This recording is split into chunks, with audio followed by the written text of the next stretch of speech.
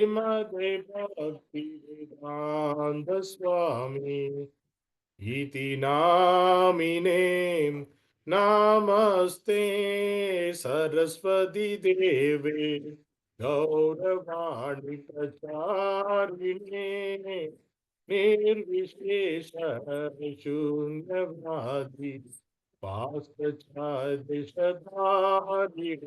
जय श्री कृष्ण चैतन्य प्रभु नित्यानंद श्री जगदधर शिवसदि भक्तवृंद हरे कृष्ण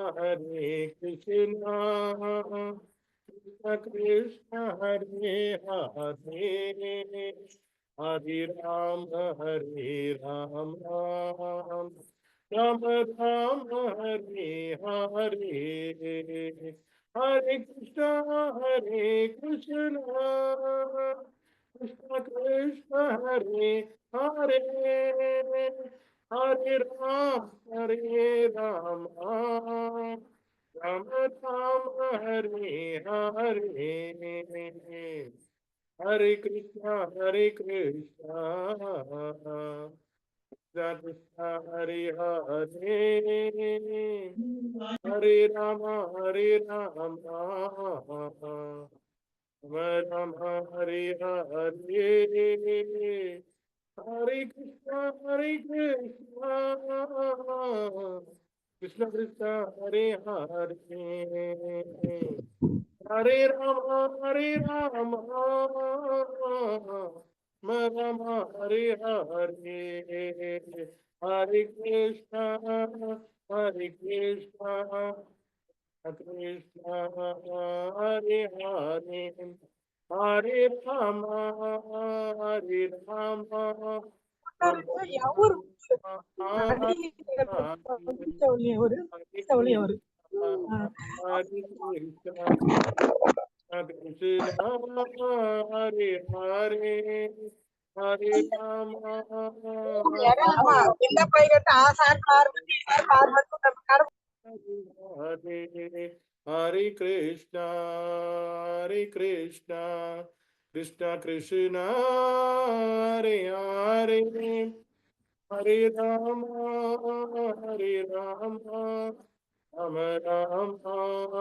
हरे हरे हरे कृष्ण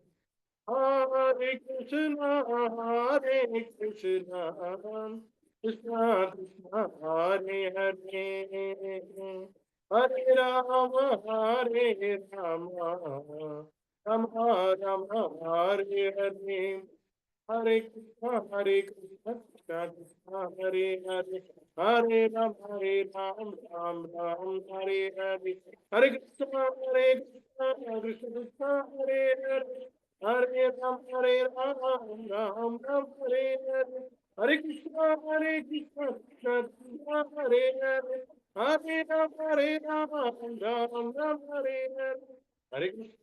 हरे Krishna Krishna Krishna Hare Hare Hare Ram Ram Hare Hare Hare Krishna Krishna Krishna Hare Hare Hare Ram Ram Hare Hare Hare Krishna Krishna Krishna Hare Hare Hare Ram Ram Ram Hare Hare Hare Krishna Krishna Krishna Hare Hare Hare Ram Ram Ram Hare Hare Hare Krishna Krishna Krishna Hare Hare Hare Ram Ram Hare Hare Hare Krishna Krishna Hare Hare Hare Ram Ram Ram Hare Hare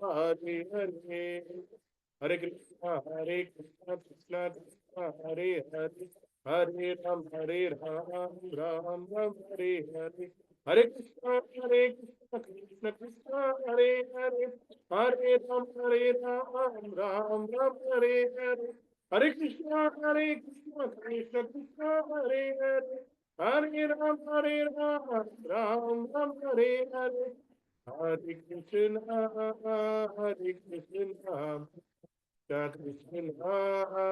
Hare Hare Hare Ram, Hare Ram, Ram Ram, Hare Hare.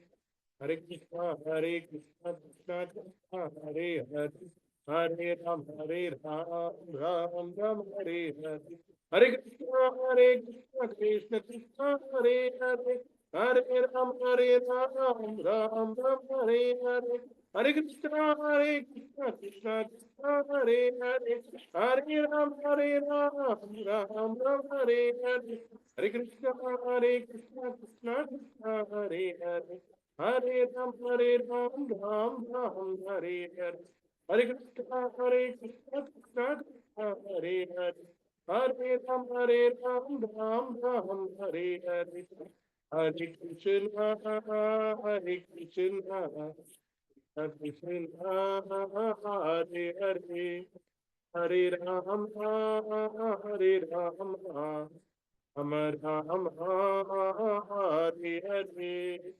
Hare Krishna, Krishna Krishna, Hare Hare, Hare Ram, Ram Ram, Hare Hare. Hare Krishna, Krishna Krishna, Hare Hare, Hare Ram, Ram Ram, Hare Hare. Hare Krishna, Krishna Krishna, Hare Hare, Hare Ram, Ram Ram, Hare Hare. Krishna, Hare Krishna, Krishna Krishna, Hare Hare, Hare Ram, Hare Ram, Ram Ram, Hare Hare. Hare Krishna, Krishna Krishna, Hare Hare, Hare Ram, Ram Ram, Hare Hare. Hare Krishna, Krishna Krishna, Hare Hare, Hare Ram, Ram Ram, Hare Hare. Hare Krishna, Krishna Krishna, Hare Hare, Hare Ram, Ram Ram, Hare Hare. Hare Krishna, Krishna. That Krishna, Hare Hare, Hare Ram, Hare Ram, Ram Hare Hare. Hare Krishna, Krishna Krishna, Hare Hare, Hare Ram, Ram Ram, Hare Hare. Hare Krishna, Krishna Krishna, Hare Hare, Hare Ram, Ram Ram, Hare Hare. Jai Radha Madhava Radha Madhava Radha. Jaya Sundar Giridhari Gandhari Giridhari Gaurahari. Jaya Lakshmi Narasimha Jayo Ananda Dev. Narasimha Jayo Ananda Dev. Jaya Gaurahari Jai Jai Gaurahari Gaurahari Jai Jai Gaurahari. Jaya Jaya Prabhupada, Prabhupada, Prabhupada, Jaya Jaya Prabhupada. मञ्जानतिमिरन्दस्य ज्ञानाञ्जनशलाकया चक्षुरुन्मिलितं येन तस्मै श्रीगुरुवे नमः। नमो विष्णुपादाय कृष्णप्रेष्ठाय भूतले श्रीमति भक्तिवेदांत स्वामी इति नामिने नमस्ते सरस्वती देवे गौरवाणी प्रचारिणे निर्विशेष शून्यवाद भाष्याश देशतारिणे जय श्री कृष्ण चैतन्य प्रभु नित्यानंद श्री अद्वैत गदाधर श्रीवासादि गौर भक्त वृंद हरे कृष्णा कृष्णा कृष्णा हरे हरे हरे राम राम राम हरे हरे. ஹரே கிருஷ்ணா. எல்லாருக்கும் நமஸ்காரங்கள். ஒரு வாரத்துக்கு அப்புறம் நம்மளை சந்திக்கிற ரொம்ப மகிழ்ச்சி. நம்ம போன வாரம் வரைக்கும் நம்ம வந்து போன வாரம் பீஷ்மர் எப்படி பீஷ்ம ஸ்துதி பற்றி பேசிக்கிட்டு இருந்தோம். அதுக்கு முன்னாடி நம்ம கார்த்திகை மாதம் மம்மிகள் பற்றி நம்ம பேசிக்கிட்டு இருந்தோம். கார்த்திகை மாதம் முடிஞ்சு பீஷ்ம ஸ்துதி முடிஞ்சு முடிச்சிருக்கோம். இப்போ நான் வந்து ஒரு சைத்தன்ய மகாபிரபு பற்றி பேசலாம் அப்படின்னு சொல்லி நான் வந்து நினச்சிட்டு இருக்கிறேன். ஸோ நம்ம வந்து இன்னையிலேருந்து சைத்தன்ய மகாபிரபு அவர் பண்ண அற்புத லீலைகள் அதெல்லாம் வந்து நம்ம பேச போகிறோம். ஸோ இன்னைக்கு வந்து நம்ம என்ன பண்ணோம்னா சைத்தன்ய மகாபிரபு அவர் நமக்கு அருளி செய்த சிஷ்டாஷ்டகம் அப்படிங்கிற ஒரு 8 செய்யுளை தான் நம்ம இன்னைக்கு வந்து பார்க்க போகிறோம். அந்த ஸ்லோகத்தை 8 ஸ்லோகத்தை தான் கொடுத்துருக்காரு. அவர் வந்து வேற புக்கெல்லாம் ஒன்றும் எழுதவே இல்லை. நிறைய பேர் நிறைய புக் எழுதுவாங்க. ஆனால் அவர் வந்து என்னது 8 ஸ்லோகத்தை மட்டும் நமக்கு கொடுத்துட்டு போயிருக்காரு. அந்த 8 ஸ்லோகத்தை நம்ம நம்ம ஒன்று ஒன்றா பார்ப்போம். அதோடைய ஆழ்ந்த அதோட அர்த்தங்களை நம்ம வந்து அதை வந்து நம்ம அதை பற்றி நம்ம பேசலாம் வரக்கூடிய நாட்களில். அது எவ்வளோ 8 ஸ்லோகத்தை எவ்வளோ நாள் படிக்க முடியும் படிக்கலாம். அதுக்கப்புறம் சைத்தன்யனோட வாழ்க்கை வரலாறை பற்றி நான் வந்து உங்களுக்கு எக்ஸ்பிளைன் பண்ணுறேன். எனக்கு பின்னாடி பார்க்குறீங்களா இந்த புத்தகங்கள் எல்லாமே அவருடைய வாழ்க்கை வரலாறு பற்றி உள்ள புத்தகங்கள். எனக்கு பின்னாடி பார்க்கக்கூடிய புத்தகங்கள் 9 புத்தகங்கள் இருக்குது. இந்த 9 புத்தகம் அவருடைய சைத்தன்ய மகாபிரபுடைய வாழ்க்கை வரலாறு. அவர் 500 வருடங்களுக்கு முன்னாடி பெங்காலில் அவதரித்தார். அவருடைய வாழ்க்கை வரலாறு 48 வருடங்கள் இந்த மண் உலகத்தில் அவர் வந்து இருந்தார். அங்கே எல்லா பக்கமும், அதாவது இந்த இந்தியா பூராவும் அவர் சுற்றியிருக்காரு. 48 வருடங்கள் இருந்தார். 24 வருடங்கள் அவர் வந்து தன்னுடைய பெங்கால்ல இருந்தார். அவருடைய பிறப்பு அவருடைய கல்யாணம் வரைக்கும் அங்கதான் இருந்தாரு. அதுக்கப்புறம் அவர் 24 வயசுல அவர் வந்து துறவரம் எடுத்துட்டாரு. அந்த துறவரம் எடுத்ததுல இருந்து அவர் வந்து எல்லா பக்கமும் போக ஆரம்பிச்சாரு. அப்போ நம்ம ஸ்ரீரங்கத்துக்கும் வந்திருக்காரு. தமிழ்நாட்டில் ஸ்ரீரங்கத்துக்கும் வந்திருக்காரு அவரு. அப்போ ஸ்ரீரங்கத்துல வந்து 4 மாசம் அங்க தங்கியிருந்தார். அதனால சைத்தன்ய மகாபிரபு அவர் எல்லா தமிழ்நாட்டில இருந்து காசி, ராமேஸ்வரம் எல்லா பக்கமும் சுத்தி வந்தவர் அவரு. அவர் ஸ்ரீரங்கம் வந்திருக்காரு. அது மாதிரி அவருடைய வாழ்க்கை வந்து 24 வருஷம் அவருடைய பிறப்பும் வளர்ப்பு, அதுக்கப்புறம் அவர் கல்யாணம் வரைக்கும், அதுக்கப்புறம் ஒரு துறவரம் போட்டதுக்கு அப்புறம் அவர் இந்த மாதிரி எல்லா இடங்களுக்கும் போனது. அதுக்கப்புறம் அவருடைய கடைசி 12 வருடங்கள் அவர் வந்து எங்க இருந்தாருன்னா ஒரிசா மாநிலத்தில் உள்ள பூரி ஜெகநாதர் கிட்ட அந்த அந்த பூரியில அவர் தங்கியிருந்தாரு. அந்த தங்கியிருக்கும் போது அவருடைய செய்த லீலைகள் இது எல்லாமே வந்து நம்ம 3 பாகமா இருக்குது. ஆதி லீலா, மத்திய லீலா, அந்தி லீலா அப்படின்னு சொல்லி 3 லீலைகளை அவருடைய லீலை அப்படி பிரிச்சு அந்த புக்கு எழுதி போட்டிருக்காங்க. இந்த 9 பின்னாடி பார்க்கக்கூடிய 9 புக்கும் அவருடைய வாழ்க்கை சரித்திரத்தை பத்தி கிருஷ்ணராஜ கவிராஜ கோஸ்வாமி அப்படிங்கிற ஒருத்தர், அவரும் அந்த காலத்துல வாழ்ந்தவர் தான். அவர் தன்னுடைய 80 வயசுக்கு மேல அவர் அந்த வயசுல அவர் எழுதின புக்கு அவருக்கு இந்த சைத்தன்ய சரிதாமிர்தம் அப்படின்னு பேரு. அதாவது நம்மளுடைய பகவத்கீதை, பாகவதம், அதுக்கப்புறம் சைத்தன்ய சரிதாமிர்தம், இதான் வந்து நம்மளுடைய இஸ்கான்ல இருந்து நமக்கு ஆச்சாரியர்கள் நமக்கு சொல்லக்கூடிய புத்தகங்கள். என்ன புத்தகங்களை நமக்கு படிக்கணும் அப்படின்னு சொல்லுவாங்க அப்படின்னா, இந்த 3 புத்தகங்களையும், இந்த சாஸ்திரங்கள்ல இந்த 3 மட்டும் படிங்க. உங்களுக்கு வந்து பக்தியினுடைய எல்லையை நீங்க அடைஞ்சிடலாம். பக்தியோட டாப் மோஸ்ட் உயர்வான நிலையான பக்தியை நம்ம அடைஞ்சிடலாம் அப்படின்னு சொல்லுவாங்க. அதுக்கு என்ன காரணம் அப்படின்னா, பகவத்கீதை அப்படிங்கிறது என்ன? பகவத்கீதையில பகவான் வந்து அர்ஜுனனுக்கு என்ன சில கொடுத்தாரு? அவருடைய அறிவுரைகள் கொடுத்தாரு. தன்னுடைய ஒரு கொஞ்சம் ஞானத்தை கொடுத்தார். அதுல என்ன ஞானம் கொடுத்தார் அப்படின்னா, ஆத்ம ஞானத்தை கொடுத்தார். ஆத்ம ஞானம் அப்படிங்கிறது என்ன அப்படின்னா, அர்ஜுனா, நீ இந்த உடல் இல்லை, நீ ஒரு ஆத்மா, உன் உயிர் வேறு, நீ வேறு அப்படின்னு சொல்லி, நீ வேறு அப்படிங்கிறது உடம்பை சொல்லி, நீ இந்த உடம்பு தான் நீ நினைச்சிட்டு இருக்கிற. ஆனா இந்த உடம்பு நீ இல்லை. இந்த உடம்பு ஒரு தற்காலிகமான ஒரு புகலிடம் தான். உன்னுடைய ஆத்மாவுக்கு ஒரு புகலிடம் தான்.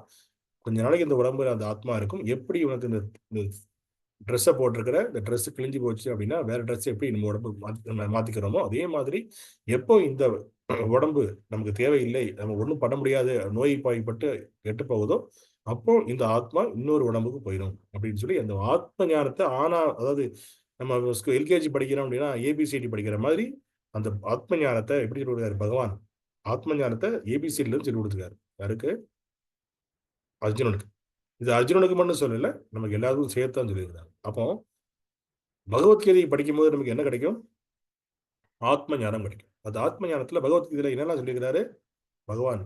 பகவான் யாரு, நாம யாரு, அப்போ என்னதோ ஆத்மா, பகவான் யாரு, நாம யாரு, நமக்கும் பகவானுக்கும் உள்ள தொடர்பு என்ன அப்படிங்கிறத ரொம்ப விளக்கமா அதை சொல்லிக்கிறாங்க. அதுக்கப்புறம் இந்த பகவத்கீதை படிச்சா நமக்கு அந்த ஒரு அடிப்படையான இந்த ஆன்மீக வாழ்வின் அடிப்படை அது. அந்த அடிப்படையான கல்வி நமக்கு கிடைக்கும். இப்போ நம்ம எப்படி நம்ம எல்கேஜி யூகேஜி படிக்கிறது போது நமக்கு அடிப்படையானது என்னது? ஏபிசிடி.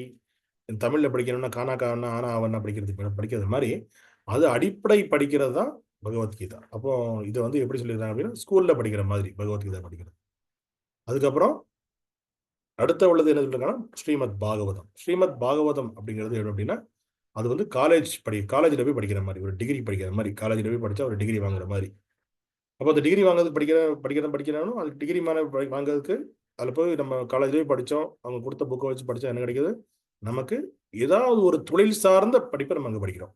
ஒரு காலேஜில் போய் என்ன படிக்கிறோம், ஒரு டாக்டர், ஒரு இன்ஜினியர் அப்படி போய் படிக்கிறோம். இப்போ அதே மாதிரி இந்த பாகவதம் அப்படிங்கிற புக்கை நீங்கள் படிச்சீங்க அப்படின்னா அதில் வந்து 18,000 ஸ்லோகங்கள் இருக்கிறது, 12 அத்தியாயங்கள் இருக்குது. அந்த 18,000 ஸ்லோகமும் 12 அத்தியாயம் அது வந்து அதுக்கு அதுக்கு ஆச்சாரியர்கள் என்ன சொல்றாங்க அப்படின்னா கிருஷ்ணர் இந்த உலகத்துல லீலை பண்ணிட்டு இந்த உலகத்தை விட்டு அவர் போகும்போது நமக்காக விட்டு சென்றது என்னது, அவர் வந்து அந்த பாகவதம் குருவே நம்ம கூடயே இருக்கிறார் அப்படின்னு சொல்லி சொல்றாங்க. அது மாதிரி யார் ஒருவர் தன்னுடைய வீட்டுல பாகவதத்தை வச்சு பூஜை பண்றாங்க, பூஜை பண்றது மட்டும் இல்ல தினமும் வாசிக்கிறாங்களோ, நித்தியம் பாகவத சேவையா யாரு ஒருத்தங்க பண்றாங்களோ அவங்க வீட்டுக்கு யாரு 33 கோடி தேவர்களும் வந்து தினமும் வந்து அவங்க வீட்டுல வந்து அவங்கள வந்து அவங்கள்ட்ட வந்து ஆசீர்வாதம் வாங்குவாங்க. யார்கிட்ட, அந்த வீட்டுக்காரங்கிட்ட, யாரு பாகவதம் வச்சிருக்கவங்க வீட்டுக்காரங்கிட்ட வந்து 33 கோடி தேவர்கள் வந்து ஆசீர்வாதம் வாங்கலாம். ஏன்னா அவ்வளவு புகழ் வாய்ந்தது ஸ்ரீமத் பாகவதம். ஸோ அந்த ஸ்ரீமத் பாகவதத்தை படிச்சா என்ன கிடைக்கும் நமக்கு, நமக்கு பக்தி கிடைக்கும். எப்படி நம்ம ஒரு எம்பிபிஎஸ் புக்கை படிச்சா டாக்டர் ஆறாமோ, சட்ட புக்கை படிச்சா வக்கீல் ஆறாங்களோ, அதே மாதிரி இந்த பாகவதம் அப்படிங்கிற இந்த 18 அத்தியாயத்தையும் 18,000 ஸ்லோகத்தையும் 12 அத்தியாயத்தையும் படிச்சா என்ன ஆகும், நமக்கு பக்தி அப்படிங்கிறது நமக்கு ரொம்ப எளிதா நமக்கு கிடைக்கும். இப்போ அடுத்து இந்த பக்தியை அடுத்த லெவலுக்கு கொண்டு போறது, அதாவது நம்மலாம் யாரு பிறப்பில இருந்தே நம்ம வந்து பக்தி பண்ணல. நம்ம யார் அப்பா அம்மாவை பார்த்தோ இல்லைன்னா நமக்கு பக்கத்து வீட்டுக்காரங்களை பார்த்தோ யாரோ ஒரு பக்தர் நமக்கு உதவியோ நம்ம வந்து பக்தியில வந்திருப்போம். நமக்கு வந்து பிறப்புல இருந்தே பக்திலாம் அப்படிலாம் அவனுக்கு கிடையாது, தெரியாது. ஏன்னா பிறப்புல இருந்து பிறப்புல யாரு எல்லாருமே வந்து சூத்திரர்கள் தான். யாருக்குமே பிறப்புல வந்து நம்ம உடனே ஞானத்துல வந்து பிறக்கும் போதே நான் வந்து ஆஹ், கிருஷ்ணா ராமான்னு பிறக்க போறது இல்லை, யாரும் பிறக்கிறது இல்லை. எல்லாரும் வெளியில வந்து அதுக்கப்புறம் நம்மளா பார்த்து படிச்சு அதனால அது பக்தி அப்படிங்கிறது என்ன ஆகுது நமக்கு, இதுக்கு வந்து என்ன இந்த பக்தி அப்படி என்ன பக்தி அப்படின்னா இது வந்து ஒரு நம்முடைய ஒரு நியமத்தை ஃபாலோ பண்ணி நம்ம இதை இப்படி பண்ணணும் இது பண்ணக்கூடாது அப்படிங்கிற ஒரு நியமங்கள் எல்லாம் நம்ம வந்து நமக்கு எல்லாமே வகுத்துக்கிட்டு இது ஒரு சாதனையா பண்றோம். சாதனை சாதனா அப்படின்னு சொல்லுவாங்க இங்கிலீஷ். இது வந்து நம்ம சமஸ்கிருதத்தில் என்ன சொல்லுவாங்கன்னா நம்ம பண்ணக்கூடிய பக்தி சாதன பக்தி அப்படின்னு சொல்லுவாங்க. சாதன பக்தி அப்படின்னு சொல்லுவாங்க. சாதன பக்தி அப்படிங்கிறது என்ன, நமக்கு நாமங்களே இது வந்து இது செய்யணும் இது செய்யக்கூடாது அப்படிங்கிற நியமங்களை வகுத்து வச்சுட்டு ஆச்சாரியர்கள் சொல்லக்கூடியதை வகுத்து வச்சு அதை நம்ம ஃபாலோ பண்ணும்போது அவங்க சொல்லக்கூடிய அந்த சட்டத்திட்டங்களை படித்து ஃபாலோ பண்ணும்போது என்ன ஆகுது, நமக்கு அந்த பக்தி நமக்கு உருவாகி நமக்கு அதே அவங்க அந்த பக்திங்கிறது நமக்கு கிடைக்குது. ஸோ அதுக்கு நம்ம அந்த சாதனமா அவங்க என்னெல்லாம் சொல்லியிருக்காங்களோ அதெல்லாம் வந்து வரிசையா அந்த நியமனங்களை எல்லாம் நம்ம வாழ்க்கையில கடைபிடிச்சு நமக்கு அந்த பக்தியை பெறுறோம். ஸோ இது வந்து சாதன பக்தி. அடுத்து இன்னொரு வகையான பக்தி இருக்குது, பிரேம பக்தி அப்படின்னு இருக்குது. பிரேம பக்தி அப்படிங்கிறது என்ன, பிரேமம் அப்படின்னா அன்பு அன்பு காதல் அப்படின்னு சொல்ல முடியாது. பிரேமம், அந்த பிரேமமான பக்தி, பகவான் மேல அன்பு கொண்டு காதல் கொண்டு பக்தி பண்றது அது அடுத்த லெவல். நம்ம பண்றது சாதன பக்தி. சாதன பக்தினா என்ன, பகவானுக்கும் நமக்கும் ஒரு தொடர்பு இன்னும் ஏற்படல. அந்த தொடர்பு ஏற்பட்டாலும் நம்ம தூரத்திலே இருக்கோம். பகவான் தூரத்துல இருக்கார், நம்மளும் தூரத்துல இருக்கிறோம். அவருக்கும் நமக்கு ஒரு நெருக்கம் ஏற்படல. எப்போ நம்ம வந்து இந்த சாதன பக்தியிலிருந்து அடுத்த லெவல் பிரேமத்துக்கு போறோமோ அது அப்பதான் நமக்கு என்ன ஆகும், பகவானுக்கும் நமக்கும் ஒரு உறவு உருவாகி ஒரு அந்த ஒரு அன்பு பரிமாற்றம் ஏற்பட்டு என்ன ஆகும், பிரேம பக்தி அப்படிங்கிற. அப்போ பகவத்கீதை படிக்கும்போது நமக்கு அடிப்படை ஞானம் கிடைக்கும். பாகவதம் படிக்கும்போது நமக்கு பக்தி அப்படிங்கிறது, சாதன பக்தினா என்ன, பக்தினா என்ன அப்படின்னு தெரிய வரும். அதுக்கப்புறம் இந்த சரிதாமிர்தம் பின்னாடி இருக்கிற புக்கை நம்ம படிக்கும்போது என்ன ஆகும், நமக்கு கிடைக்கக்கூடியது அந்த பிரேம பக்தி. அதாவது பிரேம பக்தியை எப்படி பிரேம பக்தி சைத்தன்ய மகாபிரபு எப்படி வந்து நமக்கு சொல்லிக் கொடுத்தாரு அப்படிங்கிறத இதை நம்ம படிச்சா நமக்கு என்ன முடியும், நமக்கு அந்த பிரேம பக்தி நமக்கு கிடைக்கும். அதனால இதுக்கு இந்த சைத்தன்ய சரிதாமிரத்தில் என்ன சொல்லுவாங்க அப்படின்னா, இப்போ காலேஜ் படிக்கிறது ஸ்ரீமத் பாகவதத்தை காலேஜ் படிக்கிறதுங்கிற மாதிரி சொன்னோம் அப்படின்னா, சைத்தன்ய சரிதாமிரதம் படிக்கிறது என்னது போஸ்ட் கிராஜுவேட். இப்போ எம்எஸ்சி அதெல்லாம் படிக்கிறாங்கல்ல, அதே மாதிரி போஸ்ட் கிராஜுவேட் ஸ்டடி அப்படின்னு சொல்ல முடியாது. அப்போ இதை மூணையும் படிச்சு முடிச்சோன்னா என்ன, நம்ம பக்தியில ஒரு ஆழ்ந்த நிலைக்கு நம்ம போயிடலாம். பக்தியை ஒரு அது ஒரு டேஸ்ட் நம்ம தான் நமக்கு இந்த மூணையும் பிடிக்கும் போது மூணு அறிவு ஆற்றல் நமக்கு கிடைக்கும் போது அதுக்கப்புறம் நம்மளுடைய நம்ம அந்த 3 படிக்கிறதுக்கு முன்னாடி எப்படி இருந்தோம் 3 படிச்சதுக்கு அப்புறம் நம்ம ஒவ்வொரு ஸ்டேஜ்லயும் நம்மளை நாமளே ஒரு சுய சோதனை போட்டு பார்த்துக்கலாம். நம்ம எப்படி எப்படி நம்முடைய மாற்றங்கள் ஏற்படுது அப்படின்னு சொல்லி பார்த்துக்கலாம். நமக்கே தெரியும் நம்மகிட்டே ஒரு மாற்றங்கள் ஏற்பட்டே இருக்கும். அது வந்து இந்த 3யும் படிச்சா நமக்கு வாழ்க்கையில கண்டிப்பா நமக்கு என்ன ஆகும்? அந்த பிரேம பக்தி நமக்கு கிடைக்கும். அதனால நம்முடைய ஆச்சாரியர்கள் எல்லாத்தையும் ஒரு மனசுல நினைச்சு வணங்கிட்டு எல்லாருக்கும் இந்த சத்சங்கத்தில் இருக்கக்கூடிய அனைவருக்குமே இந்த பிரேம பக்தி பகவான் அருள் செய்யணும் அப்படின்னு சொல்லி நான் வந்து எல்லாத்தையும் பிரார்த்திக்கிறேன். எல்லாருக்காகவும் பிரார்த்திக்கலாம். இல்ல நான் வந்து அவ்வளவு பெரிய ஆள் கிடையாது உங்களுக்கு கொடுக்கறதுக்கு. நான் வந்து ஒரு சின்ன ஒரு நிமித்திர மார்த்தம் பவா அப்படின்னு சொல்லி வேண்டியிருக்காரு. பகவான் வந்து கிருஷ்ணர் வந்து அர்ஜுனனுக்கு என்ன சொன்னாரு? இந்த போர்க்களத்துல இருக்கும்போது என்ன சொன்னாரு பகவத்கீதையில? இங்க இருக்கிறவங்க எல்லாத்தையும் நான் ஏற்கனவே கொண்டுட்டேன்.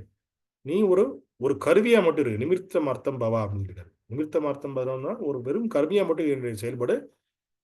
நான் என்ன பண்ணல உன்னை உன் மூலமா இவங்களை அப்புறம் கொல்ல போறேன் அவ்வளவுதான். நீ இல்லாட்டாலும் வேற ஏதாச்சும் ஏதாவது ஒரு உருவில் அவங்களை அழிச்சிருவேன்.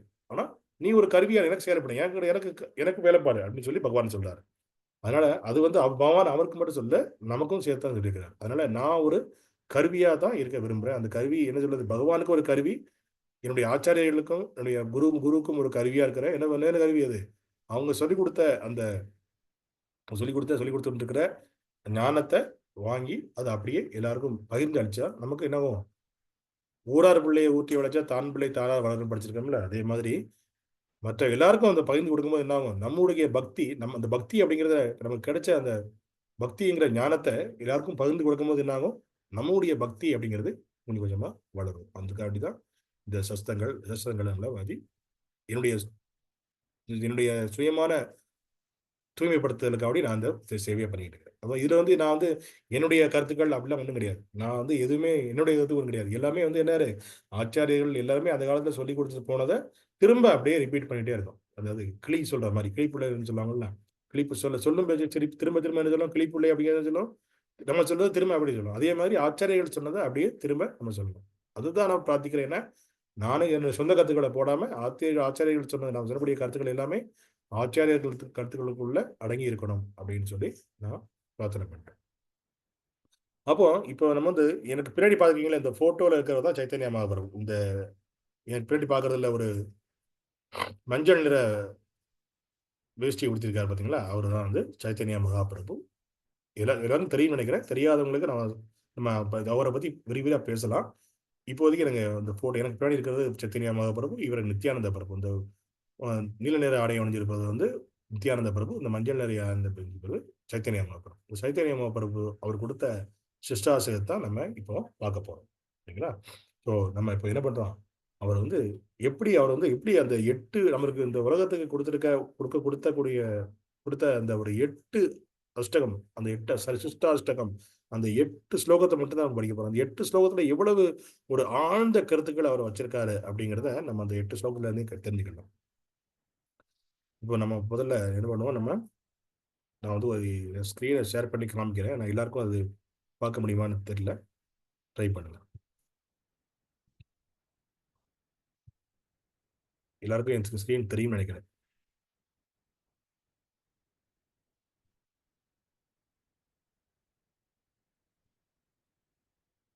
ஸ்க்ரீன் தெரியுதா எல்லாருக்கும்?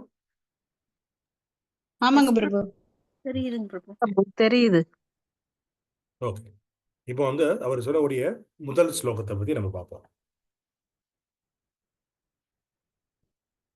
சேதோ தர்ப்பணமார்ஜனம் பவமகாதாவாக்னி நிர்வாபணம் ஸ்ரேயः கைரவ சந்திரிகா விதரணம் வித்யாவது ஜீவனம் ஆனந்தாம்புதிவர்தனம் பிரதிபதம் பூர்ணாமிர்தஸ்வாதனம் சர்வாத்மஸ்னபனம் பரம் விஜயதே ஸ்ரீகிருஷ்ண சங்கீர்த்தனம். இதுதான் வந்து அவர் கொடுத்த 8 ஸ்லோகத்துல உள்ள முதல் ஸ்லோகம். இந்த முதல் ஸ்லோகத்தோட அர்த்தம் என்ன அப்படிங்கிறது இந்த இதுல கீழே கொடுத்துருக்காங்க. அதையே நான் படிக்கிறேன்.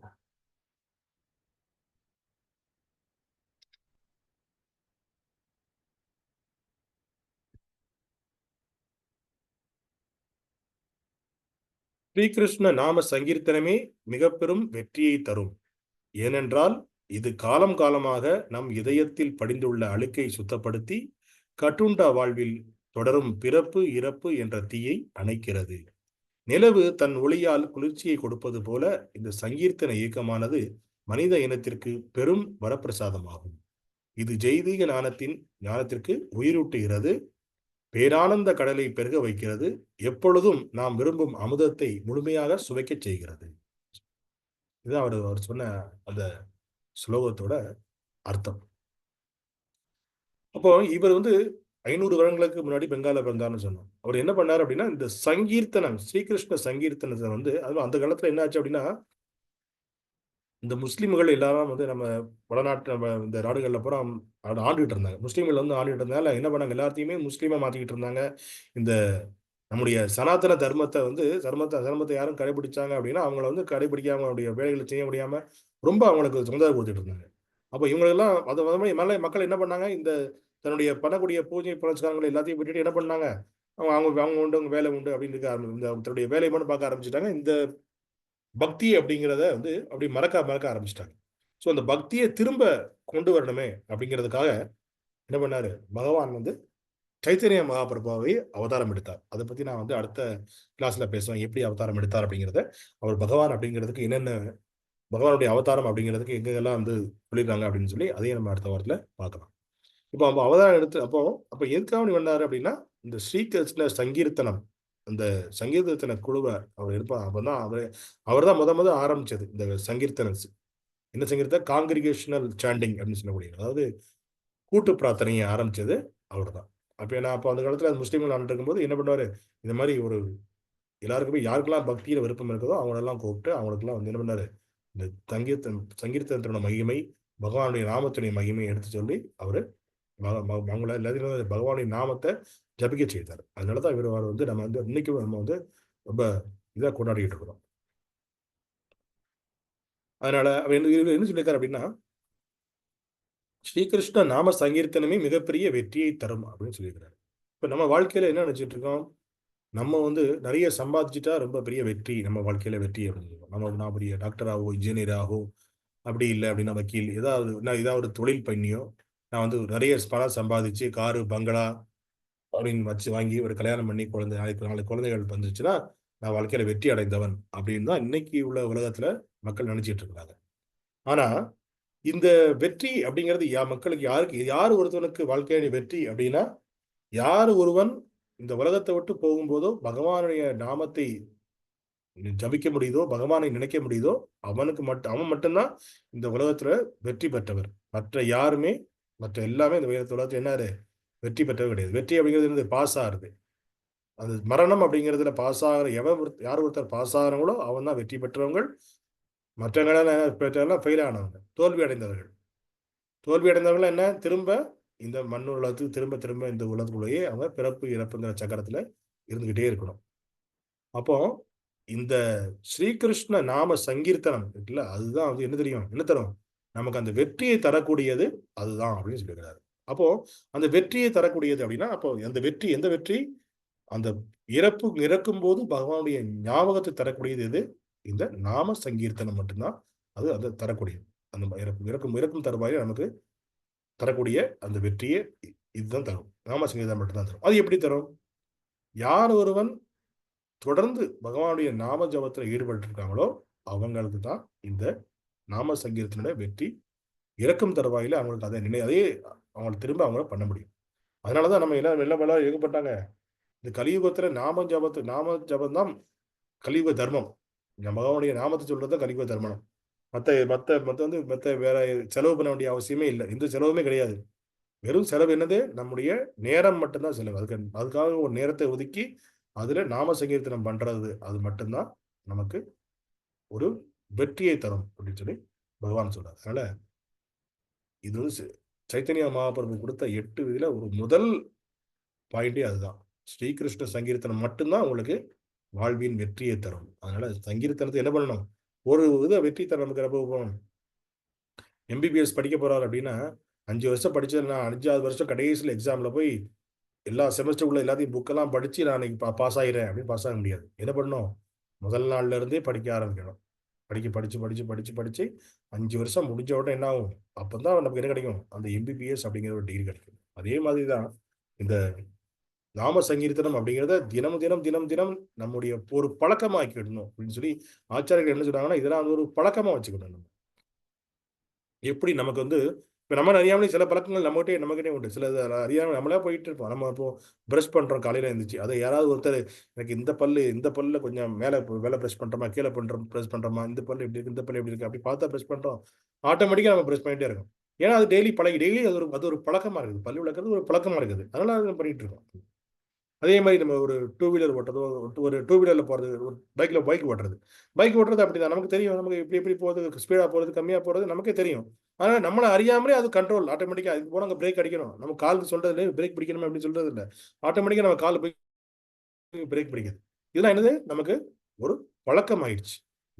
இதெல்லாம் எப்படி ஒரு பழக்கம் ஆயிடுச்சு? இந்த வேலைகள் நம்ம தினமும் சாப்பிடுறது, தூங்குறது, படிக்கிறது, விளையாடுறது, டிவி பார்க்கறது, மொபைல் பார்க்கறது, இதெல்லாம் எப்படி நமக்கு ஒரு பழக்கமா இருக்குதோ, அதே மாதிரி பகவானுடைய நாம சங்கீர்த்தனம் செய்றத யாருமே ஒரு பழக்கமாக்கிக்கிடணும். அப்படின்னு சொல்றாரு. பழக்கம் அப்படின்னா, பகவானுடைய நாம சங்கீர்த்தனம் பண்றதுக்கு எதுவும் நேரங்காலம் ஒண்ணும் தேவையில்ல. அதாவது நம்ம ஏற்கனவே முன்னாடிலாம் பழைய பல பல பல வகுப்புகள்ல நம்ம பேசியிருக்கிறோம். நாம சங்கீர்த்தனம், பகவானுடைய ஸ்ரீகிருஷ்ண சங்கீர்த்தனம், ஹரே கிருஷ்ணா மகா மந்திரம். இது பேரு மகா மந்திரம்னு ஏன் சொல்றாங்க? ஹரே கிருஷ்ணா, கிருஷ்ணா கிருஷ்ணா, ஹரே ஹரே, ஹரே ராமா, ராமா ராமா, ஹரே ஹரே. இதுக்கு எதுக்கு மகா மந்திரம்னு சொல்றாங்க? ஏன்னா, இந்த மகா மந்திரத்த சொல்றதுக்கு எந்த ஒரு ரூல்ஸ் அண்ட் ரெகுலேஷன் கிடையாது. ஒரு சட்டதிட்டங்கள் எதுவும் கிடையாது. இந்த மாரி தான் உட்கார்ந்து படிக்கணும். இந்த மாரி ட்ரெஸ் தான் போடணும். இப்படி தான் உட்காரணும். இப்படி தான் நிக்கணும். இப்படி இந்த சூழ்நிலையில தான் இருக்கணும். அப்படிங்கிறது எதுவுமே எந்த ஒரு அதுக்கு நியமங்களே கிடையாது. அதனால தான் இதுக்கு பேர் என்ன பேரு? மகா மந்திரம்னு பேரு. அதனால அந்த மகா மந்திரத்த புனர்ஜீவிதம் குடுத்தவரு மகா மந்திரம் முன்னாடியே இருக்குது. ஆனா, மக்கள் எல்லாம் மறந்துட்டாங்க. திரும்ப அது புனர்ஜீவிதம் குடுத்து கொண்டு வந்தவரு யாரு? சைத்தன்ய மகாபிரபு. அதனால அவரு நாம சங்கீதமே என்ன சொன்னாரு? மிகப்பெரிய வெற்றியை தரும் அப்படின்னு சொன்னாரு. அதுக்கு திரும்ப என்ன சொன்னார்னா, ஏனென்றால் இது காலம் காலமாக நம் இதயத்தில் படிந்துள்ள அழுக்கை சுத்தப்படுத்தி கட்டுண்ட வாழ்வில் தொடரும் பிறப்பு, இறப்பு என்ற தீயை அணைக்கிறது அப்படின்னு சொல்றாரு. அப்போ இது என்ன அப்படின்னா, நம்ம வந்து பல பிறப்பு, இறப்பு நம்ம பல இத சந்திச்சுட்டோம். ஏன்னா நம்முடைய முன்னாடியே பார்த்துருக்கோம். 84,00,000 உயிர்கள் நம்ம உலகத்துல இருக்குது. நம்ம எல்லாத்தையும் கடந்து தான் மனித பிறவி நமக்கு கிடைச்சிருக்கு. அதுல 80,00,000 இந்த மிருகங்கள், அந்த பறவைகள், அந்த கடல்வாழ் உயிரினங்கள், இந்த தாவரங்கள் எல்லாம் சேர்த்து 80,00,000 உயிரினங்கள். அந்த 80,00,000 உயிரினங்களையும் தாண்டி நமக்கு என்ன வந்திருக்கோம்? நம்ம மனித பிறவி அப்படிங்கிற பிறவிக்கு வந்திருக்கோம். மனித பிறவியிலேயே என்னது 4,00,000 விதமான மனித பிறவிகள் இருக்குது. அப்போ அந்த மனித பிறவி கிடைக்கிறது ரொம்ப அரிதான பிறப்பு. அப்போ இந்த பிறப்பில நம்ம என்ன பண்ணிருக்கோம்? பல பிறப்பு எடுத்ததுனால, அந்த பல பிறப்புல உள்ள தாக்கங்கள் என்ன வருது? நமது இதயத்தில அழுக்கா படிஞ்சிருது. காமம் அப்படிங்கிறது நம்முடைய பேராசை. அதுக்கப்புறம் குரோதம் அப்படின்னு அந்த கோபப்படுறது, அந்த இன்னொருத்தர் மேல பொறாமைப்படுறது. இந்த மாரி இதுல விஷயங்கள் எல்லாம் என்னாச்சு நம்மள அப்படியே இதயத்தில என்ன அழுக்கு மாரி அப்படியே படிஞ்சு போயிருக்கு. இப்ப என்ன பண்ணணும்? அத கிளீன் பண்ணணும். அத எப்படி கிளீன் பண்ண முடியும்? நம்ம இதயத்த வெளிய எடுத்து நம்ம சோப்பு போட்டுலாம் கிளீன் பண்ண முடியாது. அத கிளீன் பண்றதுக்கு ஒரே ஒரு வழி என்னது? பகவானுடைய நாம சங்கீர்த்தன சொல்லும்போது என்ன ஆகுது? நம்முடைய இதயத்தில உள்ள அழுக்கு அப்படியே கிளீன் ஆகுது. இப்போ ஒரு ஒரு ஒரு ஒரு ஒரு வீட்ல ஒரு 10 வருஷமா லாக் பண்ணி போட்டாங்க. அதுக்கப்புறம் திடீர்னு ஒரு நாள் திறக்காங்க வந்து. இந்த வீட்ட திறந்து திறக்குறாங்க. அந்த வீட்ல ஒரு கண்ணாடி இருக்குது. அந்த கண்ணாடி அப்படியேவா இருக்கும்? அந்த கண்ணாடி மேல தூசி எல்லாம் அடிச்சிருக்கும். அப்ப அதுல நம்ம முகத்த பார்க்கும்போது எப்படி இருக்கும் நமக்கு? சுத்தமா தெரியாது. கிளியரா தெரியாது நமக்கு. ஒரு துணிய எடுத்து அந்த கண்ணாடிய துடைச்சுட்டு, அந்த தூசிய விலக்கிட்டு அதுக்கப்புறம் கண்ணாடிய பார்த்தோம்னா என்ன ஆகும்? ரொம்ப கிளியரா நமக்கு தெரியும். அதே மாதிரி நம்ம இருக்கக்கூடிய அழுக்கு, அந்த இதயத்தில இருக்கக்கூடிய அழுக்க நாம சங்கீர்த்தனத்த கொண்டு நம்ம கிளீன் பண்ணிட்டோம் அப்படின்னா, பகவான நம்ம நேரடியா பார்க்கலாம். இப்போதைக்கு நம்ம பகவான பார்க்க முடியல. நம்ம நினைச்சுட்டு இருக்கோம் பகவான் எங்கேயோ இருக்காரு. அவர் வந்து ஆன்மீக உலகத்துல இருக்காரு. இவ்வளவு தூரத்துல இருக்காரு. அதுல ஆச்சாரியர்கள் என்ன சொல்றாங்க அப்படின்னா, நம்முடைய என்ன சொல்றது? நம்ம கற்பனையிலயும் எட்டாத தூரத்துல இருக்காராம். இப்ப நம்ம கற்பனை பண்ணலாம் இப்போதைக்கு நம்ம. நான் இப்போ உங்க கண்ண மூடிட்டு நான் இப்போ அமெரிக்கா போயிடுறேன். அப்படின்னு கற்பனை பண்ணிட்டோம்னா, நம்ம கற்பனையில என்ன பண்ணிட்டோம்? அமெரிக்கா போயிட்டோம். ஆனா, இதே மாரி நம்ம கற்பனையில பகவானுடைய உலகத்தை அடைய முடியாது. கற்பனையிலும் அடைய முடியாத இடம் என்ன சொல்றது, பகவானுடைய இடம். அதனால அவ்வளோ தூரத்துல இருக்காரு பகவான். அப்ப அவ்வளோ ஒரு தூரத்துல இருக்கவரை எப்படி நம்ம வந்து எப்படி நம்ம பார்க்க முடியும் அப்படின்னு சொன்னா, அவரு அவ்வளவு தூரத்துல இருந்தாலும் அவரும் நம்முடைய இதயத்துல பரமாத்மாவா இருக்கிறாரு, எல்லாமும் இருக்காரு. அதாவது அவருடைய அருவமாக எல்லா பக்கமும் இருக்காரு. அவர் உருவத்துல அவர் அவருடைய தாமத்துல இருக்கிறாரு, அருவமாக எல்லாமும் எல்லாமும் எல்லா பக்கமும் இருக்கிறாரு. இதை நமக்கு நமக்கு தெரியல. நமக்கு இப்ப நம்ம இதை பார்த்தோம்னா இது இது என்னோட மொபைல் அப்படின்னு தெரியும். இது என்னுடைய மொபைல் பார்க்குறோம். இது டேபிள், இது சேர், இது மரம், இது கொடி, செடி, கொடி, இப்படி ஒண்ணையும் நம்ம இப்படிதான் பார்த்துட்டு இருக்கோமே தவிர எல்லாத்துலயுமே பகவான் இருக்காரு. இது அவரை, இது இவரை, நாய், இது பேய், இது பண்ணி, இது மாடு, இப்படி அப்படிதான் பார்த்துட்டு இருக்கோம். எல்லாத்திலையுமே பகவான் இருக்காரு அப்படிங்கிறது நம்மளால பார்க்க முடியல. ஏன் பார்க்க முடியல நம்மளால? ஏன்னா நம்ம இதயத்தில் உள்ள அழுக்குகள்னால என்ன முடியல, எல்லாத்திலையும் பகவான் இருக்காரு அப்படிங்கிறத நம்மளால பார்க்க முடியல. அப்ப எப்ப பார்க்க முடியாத, எப்போ இந்த நாம சங்கீர்த்தனத்தை கொண்டு நம்ம வந்து திரும்ப திரும்ப திரும்ப திரும்ப நாம சங்கீர்த்தனம் பண்ணி பண்ணி பண்ணி பண்ணி அந்த இதயத்தில் உள்ள அழுக்கு விலகிதோ, அழுக்கு கிளியர் ஆகுதோ, அப்ப என்ன பண்ண முடியும், பகவான் நமக்கு காட்சி தருவார். அப்ப பார்க்கறதுல நமக்கு பகவானா தெரியும். சுத்தி இருக்கிற கூட பகவானுடைய படைப்புகளை பார்க்கும்போது பகவான் அங்கே பகவான் இருக்கிறதா நமக்கு தெரியும். பகவானை எல்லா பக்கமும் பார்க்கலாம் நம்ம, பகவானுடைய ஃபீல் பண்ண. அதுக்கு தான் என்ன பண்ணாரு, அதுக்கு என்ன படுத்தும், அதுக்கப்புறம் என்ன பண்ணும், அது இந்த கட்டுண்ட வாழ்வின் தொடரும் பிறப்பு இறப்பு என்ற தீயை இது அணைக்கிறது. இது ஸ்ரீகிருஷ்ண சங்கீர்த்தனம். கட்டுண்ட வாழ்வுனா என்னது, நம்ம ஒரு கயிறால கட்டி போட்டிருக்கோம். அவருக்கு ரொம்ப ரொம்ப சந்தோஷமா இருக்குமா? அவருக்கு இருக்காது. அவருக்கு அவுத்து விட்டாதான் அவருக்கு வந்து சந்தோஷமா இருக்கும். நமக்கு அந்த அவரை நினைச்சிட்டு இருக்கோம், அவர் தான் கயிறால கட்டி போட்டாதான் அவர் கட்டிட்டு இருக்காரு, நம்ம வந்து இப்போ ஃப்ரீயா இருக்கோம் அப்படின்னு நினைச்சிட்டு இருக்கோம். ஆனா என்ன, நம்மளும் என்ன பண்ணிருக்கோம், அந்த கட்டுண்ட வாழ்வில தான் இருக்கிறோம். கட்டுண்ட வாழ்வுல எதுல கட்டுண்ட வாழ்வு, நமக்கு இப்படிதான் பிறப்பு இருக்கணும், இப்படித்தான் வாழ்வ, இப்படிதான் சாவ அப்படிங்கிற ஒரு இதுல நம்மளை அடைச்சிட்டாங்க. நம்ம இஷ்டத்துக்கு நம்ம இருக்க முடியாது. இவ்வளவுதான் அப்படின்னா அவ்வளவுதான். நமக்கு இந்த உலகத்துல நீ இவ்வளவுதான், உனக்கு இந்த காசு கிடைக்கும், இவ்வளவுதான் நீ சாப்பிட முடியும் அப்படின்னு கிடைச்சதுன்னா அவ்வளவுதான் இருக்குது. அப்ப இது என்ன, இதெல்லாம் வந்து கட்டுண்ட வாழ்வு. இப்போ நமக்கு அதுக்கு ஒரு நல்ல உதாரணம் சொல்லணும் அப்படின்னா, நம்முடைய அந்த வாதம் வந்துருச்சுன்னு பார்த்தீங்கன்னா, அவங்களுக்கு வந்து ஒரு ஒரு ஒரு சைடு அப்படி என்னாகும், அப்படி கை கால்லாம் வழங்கி இந்த ஒரு உணர்ச்சி இல்லாமல் போயிடும் அவங்களுக்கு. அப்போ அது அவங்களோட கை தான், அவங்களோட கை தானே அது. அவங்களால ஏன் அந்த கையோ காலையோ அவங்களால ஏன் முன்னாடி மாதிரி அசைக்க முடியல? ஏன்னா அது அவங்களோட உடம்புல தான் இருக்குது. இப்பவும் முன்னாடியும் உங்க உடம்புல தான் இருந்துச்சு. அப்போ ரொம்ப ஃப்ரீயா அங்கங்க அசைச்சிட்டு இருந்தாரு. வாதம் வந்த பிறகு அவங்க ஏன் அசைக்க முடியல? அதுக்கப்புறம் அப்படியே கை கால் அப்படி நின்றுது. ஏன் நின்றுது அப்படி? அப்போ யாரோ ஒருத்தர் அவங்க கட்டுப்படுத்துறாங்க. நம்ம அதுக்கு பேர் வச்சிருக்கோம், அது வாத நீர் வந்துருச்சு, அந்த அவருக்கு பேரலிசிஸ் ஆயிடுச்சுன்னு பல பேர்கள் கொடுத்துட்டு இருக்கிறோம் அதுக்கு. ஆனா என்ன, அதுக்கு பின்னாடி இருக்கிறதுல சயின்ஸ் என்ன அப்படின்னா, அவரை யாரோ ஒருத்தர் கட்டுப்படுத்துறாங்க. ஓகே, இவருக்கு வந்து இந்த பிறவியில அவருக்கு வந்து ஒரு கை கால்கள் செயலாட்டம் இதோட முடியுது அப்படின்னு சொல்லி கட்டுப்படுத்துறாங்க. ஆனா அது அவர் முடிவு பண்ணல. என்னோட கை கால் முடிவு பண்ண அவரால் முடிவு பண்ண முடியல. ஆனா யாரோ ஒருத்தர் அவங்க இவருக்கு கை கால் போட்டோம்னு சொல்லி ஃபிக்ஸ் பண்ணி விட்டாங்க. அவ்வளவுதான். அதுக்கப்புறம் அவரோட கை கால் அசைக்க முடியாம போயிடுச்சு. அப்போ யாரோ ஒருத்தர் நம்மளை கண்ட்ரோல் பண்ணிக்கிட்டே இருக்கிறாங்க. அவர் யாரு அப்படிங்கிறத நம்ம புரிஞ்சுக்கிட்டோம் அப்படின்னா என்ன ஆகும், நம்முடைய வாழ்வியல எந்த ஒரு பிரச்சனைகள் இல்லாம இருந்துகிட்டே இருப்போம். அப்போ நம்முடைய கட்டுண்ட வாழ்வு, இந்த வாழ்வுக்கு பேர் தான் கட்டுண்ட வாழ்வு. இது இன்னொருத்தர் கண்ட்ரோல் பண்ணி நம்ம உட்கார்ந்து இருந்துட்டு இருக்க பேர் தான் கட்டுண்ட வாழ்வு. அப்போ அந்த கட்டுண்ட வாழ்வு இருக்க வரைக்கும் என்ன ஆகும், திரும்ப திரும்ப இந்த பிறப்பு இறப்பு அப்படிங்கிற தீயில நம்ம விழுந்துகிட்டே தான் இருப்போம். இந்த பிறப்பு இறப்புங்கிற தீயில விழுந்துகிட்டே இருப்போம். இது வந்து ஒரு தீ அப்படின்னு சொல்லுவார் பையன். ஒரு இந்த காட்டுத்தீயை பார்த்தீங்கன்னா அப்படின்னா, காட்டுத்தீயை வந்து ஒரு மரத்தோட மூங்கில் மரம் உரசி என்ன ஆகும், காட்டுல அப்படியே தீ பிடிச்சிடும். அந்த மரம் உரசியதுலேயே தீ பிடிச்சிடும். அந்த தீ ஒரு சின்ன புரிதா உருவாகும், என்ன ஆகும், பூரா காட்டையுமே அழிச்சிடும். அந்த காட்டு தீ அடைக்கிறதுக்கு நம்ம பக்கெட்டை கொண்டு தண்ணி விட முடியாது, தண்ணி ஊற்ற முடியாது, நம்மளால அழைக்க முடியாது. எப்போ அது மழை பெய்யுதோ அப்போதான் அந்த காட்டு தீ முழுமையா அணையும். அதே மாதிரி இந்த நமக்கு இருக்கக்கூடிய இந்த காமம், குரோதம் இதெல்லாம் அணைக்கிறதுக்கு நம்ம கிட்ட வேற எந்த சக்தியுமே கிடையாது. ஒரே எப்படி மழை பெஞ்சு அந்த காட்டு தீயை அணைக்குதோ, இந்த பிறப்பு இறப்பு அப்படிங்கிற தீயை அணைக்கிறது யாரு, இந்த பகவானுடைய நாம சங்கீர்த்தனம் மட்டும்தான் என்ன பண்ண முடியும், இந்த பிறப்பு இறப்பு அப்படிங்கிற தீயை அது வந்து அணைச்சி அந்த கட்டுண்ட வாழ்க்கையில இருந்து நம்மளை வெளியே எடுத்து இதயத்தை சுத்தப்படுத்தி வெளியே கொண்டு வர முடியும். அதுதான் அந்த அர்த்தத்தில் தான் கிறிஸ்து சொல்லிக்கிறாரு. அதுக்கப்புறம் சொல்லியிருக்காரு, நிலவு தன் ஒளியால் குளிர்ச்சியை கொடுப்பது போல இந்த சங்கீர்த்தன இயக்கமானது மனித இனத்திற்கு பெரிய வரப்பிரசாதமாகும்.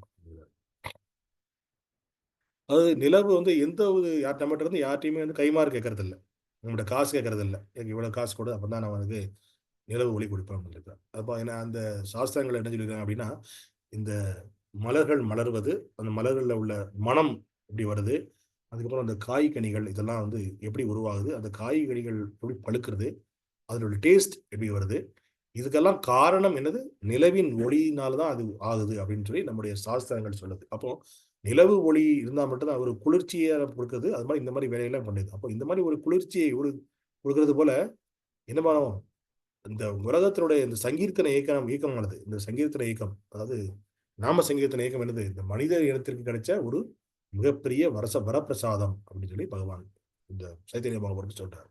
இந்த வரப்பிரசாதம் மிகப்பெரிய வரப்பிரசாதம். இவ்வளவு வரப்பிரசாதம் இப்ப நீங்களும் நானும் என்ன இந்த உலகத்துக்குள்ளதான் இருக்கிறோம், இதே ஊருக்குள்ளதான் இருக்கிறோம். நம்ம ஊர்லயே நம்மளை சுத்தியே இருப்பாங்க, நம்ம பக்கத்துல வீட்லயே இருப்பாங்க, இல்லாட்டி நம்ம வீட்டுக்குள்ளேயே இருப்பாங்க. ஆனா அவங்களுக்கு அது நமக்கு புரிஞ்ச அளவுக்கு, நம்மளால நம்ம இதயம் ஏற்றுக்கிட்ட அளவுக்கு, நம்முடைய மனம் ஏற்றுக்கிட்ட அளவுக்கு அவங்களால இந்த நாமசங்கீர்த்தனை எடுத்துக்க முடியல, ஏத்துக்க முடியல. அதனால இது வந்து பெரிய வரப்பிரசாதம். எல்லாருக்கும் அது கிடைச்சிடாது. இந்த பக்தியை ஏத்துக்கிறது, இந்த சாஸ்திரங்களை படிக்கிறது, பகவானை பத்தி பேசுறது, பகவானை பத்தி கேட்கறது, இது எல்லாருக்கும் ஒரு கிடைக்காது கிடையாது. அது யாருக்கு அந்த கொடுப்பனை இருக்குதோ அவங்களுக்கு மட்டும்தான். யாருக்கு அந்த சுகிருதி இருக்குதோ அவங்களுக்கு மட்டும்தான் இருக்கும். சுகிருதி அதாவது பாவம் புண்ணியம் சுகிருதி.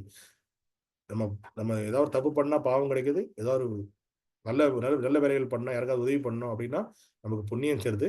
அதே மாதிரி அந்த வேலை, இந்த செய்யக்கூடிய வேலை பகவானுக்கு செய்யக்கூடிய தொண்டா பண்ணோம் அப்படின்னா என்ன ஆகுது, அது அது நமக்கு சுக்கிருதி ஆயாது. இதெல்லாம் வந்து நம்ம முன்பிறவியில நம்ம பண்ண அந்த சுக்கிரத்தினால நமக்கு கிடைச்ச அந்த ஒரு வரப்பிரசாதம் தான் என்னது. இப்ப நாம இந்த கலியுக தர்மம், அதாவது நான் இந்த இயக்கத்துல சேர்றதுக்கு முன்னாடி கலியுகம்னா என்ன, கலியுகம்னா தெரியும், நம்ம பேர் கேள்விப்பட்டிருக்கோம், கலியுகம்னு.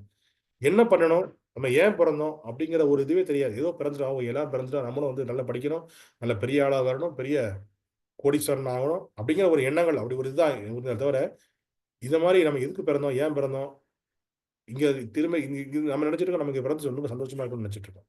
இதே மாதிரி என்ன நான் நினைச்ச மாதிரி தான் எல்லாருமே நினைச்சிருப்போம். இந்த உலகத்துல எல்லாரும் நினைச்சுக்கிட்டு இருக்காங்க இன்னும். ஆனா நம்ம பிறந்தது என்ன, ஒரு இங்க இங்க திரும்ப திரும்ப பிறக்கிறது என்னது, பிறப்பிறப்பில் இந்த பௌதிக உலகத்துல திரும்ப பிறக்கிறது அப்படிங்கிறது என்னது, ஒரு கொடுமையான செயல் அப்படின்றது பகவான் சொல்றேன். அதாவது பௌதிக உலகத்தை பத்தி என்ன சொல்லும்போது பகவான் பகவத்கீதையில சொல்லும்போது துக்காலயம் அசாஸ்வதம் அப்படின்னு சொல்றாரு. பகவத்கீதை குறிக்கிறது துக்க ஆலயம், துக்கத்தின் ஆலயம் இது அப்படின்னு சொல்றாரு. அப்போ துக்கத்தின் ஆலயம் அதுவும் டெம்பரவரியானது அப்படிங்கிற அர்த்தத்தை சொல்றாரு. அப்போ இந்த துக்காலயத்துல டெம்பரவரியான ஒரு ஒரு ஒரு டெம்பரவரியான இடத்துல நம்ம உட்காந்துட்டு என்ன பண்றோம், நம்ம இங்க நம்ம பெர்மனண்டா இருக்கிறதுக்கு நம்ம நடிச்சிடும். பெர்மனண்டா இருக்கிற மாதிரி பெரிய வீடுலாம் கட்டி ரொம்ப ஸ்ட்ராங்கா இருக்கணும், வீடு ரொம்ப அந்த கம்பி வாங்க, அந்த சிமெண்ட் வாங்கி கட்டணும், இப்படி ஒரு பயங்கரமான ஸ்ட்ராங்கான கதவெல்லாம் போடணும் அப்படி நடிச்சிட்டு இருக்கோம். ஏன்னா நமக்கு இது கிடையாது. ஏன்னா முழுமையான இத்தனை வருஷத்துக்கு அப்புறம் தான் இருக்குமா இருக்கான்னு நாளைக்கு என்ன நடக்குமோ நமக்கே தெரியாது. இருக்குமா நமக்கே தெரியாது. ஆனா நம்ம வீடு இதெல்லாம் ரொம்ப ஸ்ட்ராங்கா இருக்கணும், ரொம்ப ரொம்ப காலகாலமா இருக்கணும், நிலையா இருக்கணும் அப்படின்னு நினைச்சிட்டு நம்ம பண்ணிட்டு இருக்கணும். வேலைகளை பண்ணிட்டு இருக்கோம். இதெல்லாம் என்ன ஒரு இந்த இந்த நம்மளை பத்தி ஒரு அறியாமையினாலதான் இதை பண்ணிட்டு இருக்கோம். அந்த அறியாமை இருக்கிறதுனாலதான் நம்முடைய புலன்களுக்கான என்னெல்லாம் பண்ணணுமோ அதெல்லாம் பண்ணிக்கிட்டே இருக்கும். அதனால யாரு இதை இந்த சங்கீர்த்தன இயக்கத்துல வந்து ஒரு அவங்களுக்கு தொடர்பு கிடைச்சி சங்கீதத்துல அவங்களுக்கு சேர்ந்து அவங்களுக்கு அவங்களும் சங்கீர்த்தனம் பண்ணி மற்றவங்களையும் பண்ண வச்சு யார் இந்த அந்த ஆனந்தத்தை அனுபவிக்காங்களோ அவங்களுக்கு என்னது, இது வந்து ஒரு பெரிய வரப்பிரசாதம் அப்படின்னு சொல்லி சொல்றாரு. அதனாலதான் பாத்தீங்கன்னா கீர்த்தனம் பண்ணுங்க. இப்போ நானும் கீர்த்தனம் பண்றேன், நான் வந்து அந்த அளவுக்கு எனக்கு தெரியாது, கீர்த்தனம் பண்ண தெரியாது. ஆனா நிறைய பேர் பாத்தீங்கன்னா எவ்வளவு ரொம்ப அருமையா கீர்த்தனம் பண்றாங்க. அவங்க கீர்த்தனம் பண்ணும்போது கேட்டுட்டே இருக்கணும் போல இருக்கும். இந்த பெரிய பெரிய இந்த அவங்களுக்கு சின்ன பையனா தான் இருப்பாங்க. ஆனா இந்த கீர்த்தனம் படிக்கும்போது அவ்வளவு பிசகாம அப்படி ரொம்ப அருமையா படிப்பாங்க. அவங்க துணி அடுக்கி வச்சு நான் தானே எடுத்து எழுத்தால போட பாக்குற மாதிரியே முடியும். நமக்கு எழுத்தால பாக்குற மாதிரியே இருக்கும் நமக்கு. அப்போ அவ்வளவு பெரிய அப்போ அந்த சங்கீர்த்தன விகிதத்துல இருக்கவங்க அந்த மாதிரி கேட்கறது அவங்களுக்கு கொடுக்க, அது வந்து என்னது, அவங்களுக்கு எடுத்த வரப்பிரசாதம். அதனால நம்மளும் வந்து நமக்கு கிடைச்ச வரப்பிரசாதம் என்ன, இது மாதிரி ஒரு பக்தர்கள் சங்கத்துல நமக்கு கிடைச்சிருக்கு. பக்தியை பத்தி பேசுறோம், பக்தியை பத்தி கேட்கிறோம். நமக்கும் என்ன பண்ண முடியும், பக்தி செலவெல்லாம் பண்ண வேண்டிய அவசியம் இல்லை. நீங்க லோன் வாங்கி செலவு பண்ண வேண்டியது இல்லை, உங்கள் சம்பளத்தில் செலவு பண்ண வேண்டிய ஒண்ணுமே இல்லை, எதுவுமே கிடையாது. உங்களுடைய நடைமுறை வாழ்க்கையை நடந்துகிட்டே இருக்கட்டும். அது கூட என்ன பண்ணுங்க, பகவானை எல்லா பக்கமும் பகவானை சேர்த்துக்கணும். அதுக்கு பேர் தான் பக்தி. பக்தி அப்படிங்கிறது வெளியில கடையில போய் வாங்க முடியாது, பண்ண முடியாது, எதுவும் பண்ண முடியாது. ஒரே வேலை என்னது, நம்முடைய நடைமுறை வாழ்க்கையில பகவானை சேர்த்துக்கணும். அது மட்டும்தான் பக்தி. அதுக்கு நாம சங்கீர்த்தனம் பண்ணா அதுதான் முக்கியமான யுக தர்மம். அதை நம்ம வாழ்க்கையில நம்ம முதல்ல சொன்ன மாதிரி ஒரு பழக்கமாக்கிடணும். எப்படி பிரஷ் பண்ணி குளிக்கிறது, சாப்பிடுறது ஒரு பழக்கமா ஆயிடுச்சு நமக்கு, அதே மாதிரி நம்ம நாம சங்கீர்த்தனம் பண்றதை ஒரு பழக்கமாக்கணும். அப்போ பழக்கமாக்கிட்டா என்ன ஆகும், ஆட்டோமேட்டிக்கா அது நமக்கு நம்முடைய ஒரு இந்த மாதிரி ஒரு செயல்கள்ல அது ஒரு ஆட் ஆகிடும். அதான் வந்து பகவான் என்ன சொல்றாரு, இது வந்து ஒரு பெரிய வரப்பிரசாதம். பகவான் யார் பக்தி பண்றவங்களுக்கு எல்லாம் வந்து இதெல்லாம் வந்து இந்த கலியுகத்திலேயே ஒருத்தர் பக்தி பெற முடிஞ்சா அது அவருக்கு கிடைச்ச வரப்பிரசாதம் அப்படிங்கிறது ஆச்சாரியோட தீர்ப்பு.